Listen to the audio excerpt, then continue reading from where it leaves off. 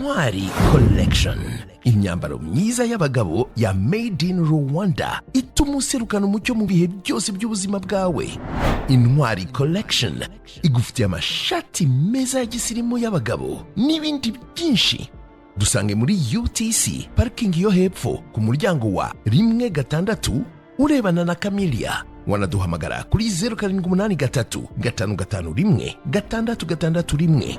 Nawe w'imahanga komande yawe DHL ikugezeho mu minsi 4 aho uri hose. Sanga andi makuru kuri Instagram.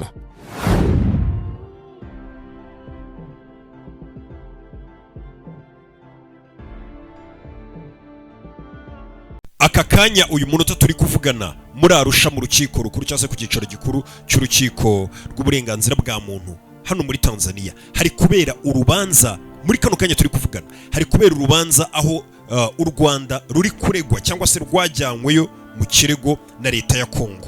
Leta ya Kongo yari yatanze ikirego irega u Rwanda muri urwo rukiko ibariga ko nyine babangamira ubusugire bwa Kongo, hari ubuzima bw'abantu bigenderamo bitewe n'u Rwanda. Bega n'urubanza ruri kujya mbere muri kano kanya. Hari benshi bagiye bahagarira u Rwanda bagomba kuburanira u Rwanda muri urwo rukiko. Urubanza ruri kujya mbere ndetse hari na benshi baje bari ku ruhande rwa Kongo nk'abari batanze ikirego, ndetse urukiko butuvugana ruri kwakira ikirego.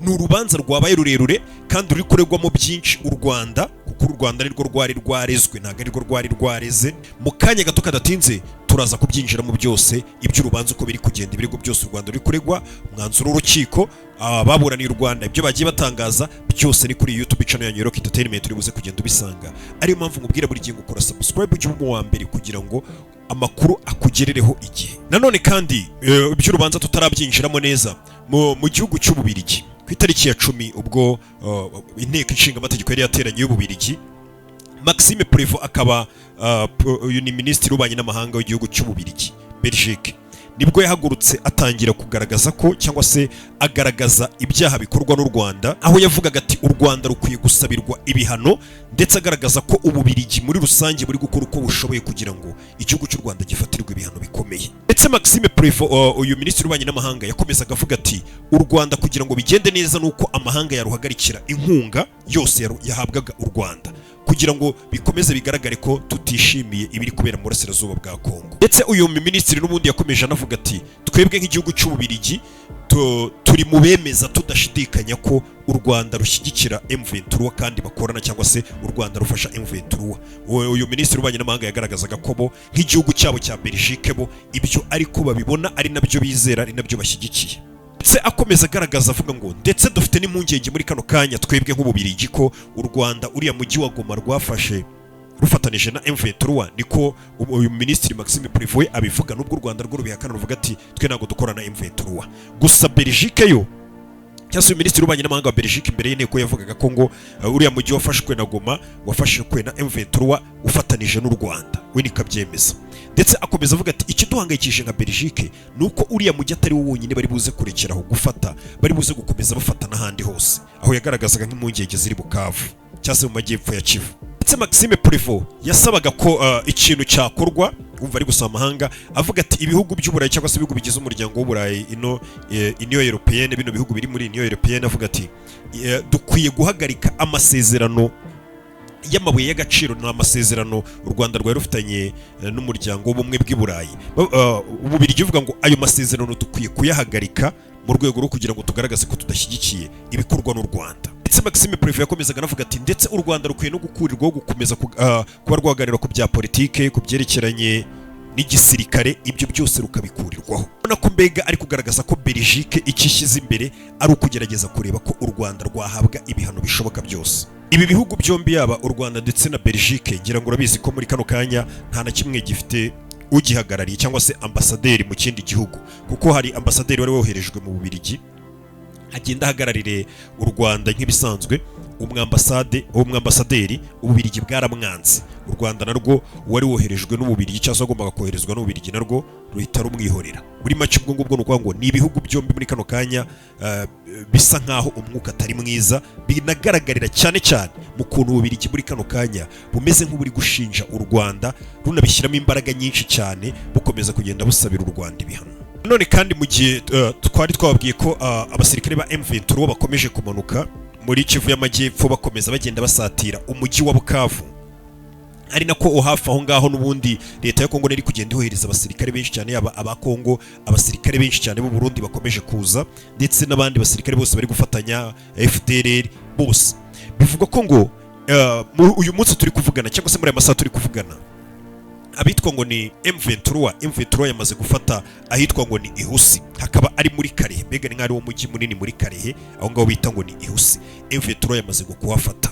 Bivuga ko ngo kugira ngo yafate rutaro urugamba rworoshye cyane, kuko aho ngaho bita ngo ni Ihusi uhavuye werekeza muri Bukavu ni ibirometero 70 byonyine. Kandi nanone bikaba bibaye nyuma yuko M23 ikomeza gutangaza ngo muri Bukavu cyangwa se muri zino nkengero za Bukavu no muri Bukavu hari abari gukorerwa iyicwa rubuzo, hari abantu bari kwicwa na FARDC cyangwa se abasirikare ba Kongo nabo bafatanije bose. Ati niyo mpamvu muri urwo rwego twe turi gushaka kujya kubatabara badakomeza guhohotera abantu. Gusa nubwo ya masezerano yaherukaga kuba cyangwa se ya nama yaherukaga kubera muri Tanzania bagafata ibyemezo bigomba gushyirwa mu bikorwa, muri ibyo byemezo wabonaga ko umwuka ushobora kuba ugiye kuba mwiza hagati ya Kongo ndetse n'abo Kongo ihanganye nabo aribo M23. Wabonaga ko basaba ko babarekeho kurwana, ibintu bisa nk'ibigiye kugenda neza, ubona ko wenda n'umubano hagati y'u Rwanda na Kongo ushobora kuba ugiye kongera gusa nk'uba utanze agahenge, ibintu bikaba bimeze neza. Gusa ntabwo ariko byagenze, kuko ubu tuvugana leta ya Kongo yamaze no gutangaza ko indege zose z'u Rwanda, bwo indege zose byitwa ko ari iz'u Rwanda cyangwa se ziturutse mu Rwanda cyangwa se zino ndege za Rwandair n'izindi zose zakoreraga muri Kongo zajyagayo, bivuga ko ngo Kongo yazagaritse ko nta ndege y'u Rwanda izongera kwemererwa. Muri kano kanya bamaze gusohora itangazo, leta ya Kongo ivuga ko nta ndege y'u Rwanda n'imwe igomba kongera kugwa mu gihugu cyabo cya Kongo, kuko ingendo zo zari zigikorwa z'indege za Rwandair n'izindi ndege z'u Rwanda, ingendo zari zigikorwa. Ariko ubu tuvugana ingendo, Kongo yavuze ngo nta ndege y'u Rwanda yongera kugera mu gihugu cyacu. Ukabona ko ahubwo umubano ushobora kuba uri kugenda nanone buri munsi ugenda uba mubi kurushaho, kugira ngo ibintu bise nk'ibisubira inyuma. Wenda nyuma y'iriya nama twari tuzi ko ibintu bigiye guhosha, ahubwo none uri kubona ko ibintu biri kugenda bifata indi sura. Mu minsi yashize ngira ngo twumvishe umugaba mukuru nanone w'igisirikare cya South Africa, ubwo yari ari mu nteko avuga ngo bari bari ku rugamba, bari bari Goma, ngo bagiye kubona abasirikare ba Kongo FARDC bahindukije intwaro zabo batangira kurasa mu Rwanda. Nanone twumva bavuga ngo hari intwaro nyinshi zari zidebye ku kibuga cy'indege cya Goma, ngo zari zigamijwe kuzifashishwa kugira ngo binjire mu Rwanda cyangwa se urugamba baruzane mu Rwanda. Ibyo ngibyo n'ubundi nanone bimeze nk'ibiri kuvugwa i Bukavu, mu gihe i Bukavu wari kuvugwa ko abantu baho batangiye guhunga, hari abafite ubwoba, amaduka amwe yafunzwe, ibintu nk'ibyo ngibyo byose twagiye tubinyuramo. Biravugwa ko ngo nanone ngo i Bukavu ku mupaka n'ubundi uhuza u Rwanda na Kongo, muri Bukavu ngo hari ibice byinshi byegereye umupaka w'u Rwanda. Ubwo ngubwo ni ukureba mu cyo twita ngo ni Cyangugu, bireba muri Cyangugu cyangwa se mu Rwanda. Ngo bivuga ko ngo igisirikare cya Kongo cyashyize intwaro zirasakure, bya bisasu birasakure biremereye, bya bitwaro biremereye nyine bya hatari. Ibyo bitwaro ngo biri neza ku mupaka wa Bukavu uhuza n'u Rwanda, aho ibyo bitwaro ngo biri kureba mu Rwanda. Ubona ko gahunda akanya kariko kose ibyo bitwaro bishobora kuba byakoreshwa muri ubwo buryo birasa mu Rwanda. Ubwa mbere n'ubundi FARDC yabirashe mu Rwanda, kuko ngira ngo mwarabonye no mu minsi ishize ubwo barasaga muri Rubavu, byose mwagiye mubibona. Muri rwa rubanza nakubwiraga aho Kongo muri Arusha iri kurega u Rwanda, muri kano kanya aho biri kujya mbere, muri kano kanya urubanza ruri kujya mbere, bivuga ko ngo u Rwanda mu kwiregura cyangwa se ubwo bireguraga bagaragaje ko ibirego bashinjwa na Kongo nta gaciro bifite, ndetse bakomeza no kugenda bagaruka bavuga bati ubundi uru rukiko nta n'ububasha bufite bwo kuburanisha ikirego nk'iki ngiki cyangwa se urubanza nk'urunguru, kuko ubundi bivuga ko ngo uru rubanza hanini rusanzwe rurirwamo umuntu ku giti cye, abantu bazana ibirego, ariko ahangaha ni igihugu cyaregaga ikindi. U Rwanda ngo rwakomeje rwiregura ruvuga ko imanza nk'izi ngizi ubundi ziburanishwa n'inkiko mpuzamahanga nini cyane kurusha urukiko. Ruvuga ati urukiko ntawe ubasha rufite rwo kuba rwarubanisha uru rubanza, cyane ko ibyo turegwa nta n'ishingiro bifite. Kongo n'ubundi ngo ni ubwa mbere byari bibayeho muri uru rukiko ko igihugu cyangwa se nabo ubwabo byari bibayeho ko bakira urubanza ahari igihugu kiba cyaje kurega ikindi gihugu. Gusa ibyo ntabwo byatumye urubanza rudakomeza. Urubanza ruri kujya mbere, abarega bari kurega, abidefanda cyangwa se u Rwanda narwo rwidefanda rugaragaza izindi ngingo zarwo.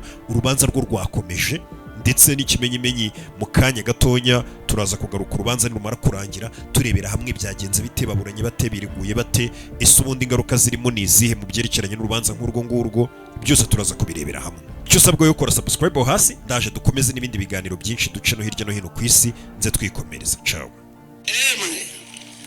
Mwe muritegura ntimugire ubwoba, bajya turazinanye aho ndi mu Bugesera murazinanye kuva ku ntwaro ya Cami batigeze batunesha, ubu niho dushobora ngaha murabibutsa izina ryo mu Kirundo, murabibutsa muti murazi mu Kirundo aho byavuye, uti tuzoraba neza. Noneho ntibazori mwebwe mwenyene, twese n'uw'Inyanza arahari ariya ku rwego rwa Tanzania uraba Kigoma azoba araha, twese abarundi twese ntituzokwemera ko dupfa nk'abanyekongo. Abantu bakitwa nk'impene uko nyene, hari abantu b'abagabo bakanura. Nezerezwa nuko niyo ihindagurika ry'ibihe bibaye bikabakorako mudaca mutu ubwoko, nuvuga aha birafise ico bitwereka. Uburundi twaramaze kuba umuryango umwe, n'umuryango umwe twese, baba abari mu bumanuko, abari hagati mu gihugu, mu burengero, mu buseruko, na mwebwe twese tugize umuryango w'abarundi. Mu muryango nta mfashanyo ibaho, turasangira, nta mfashanyo yaje, nivyo mu muryango twese turabisangira.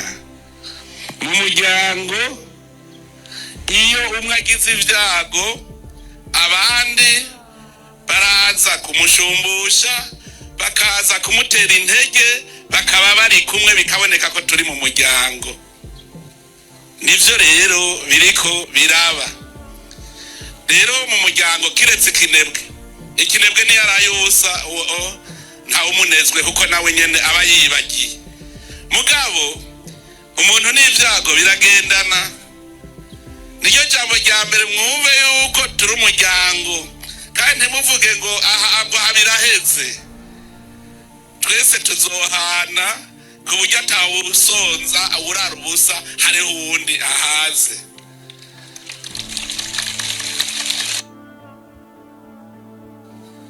Imana yamayigisha bene yo kugira ubuntu.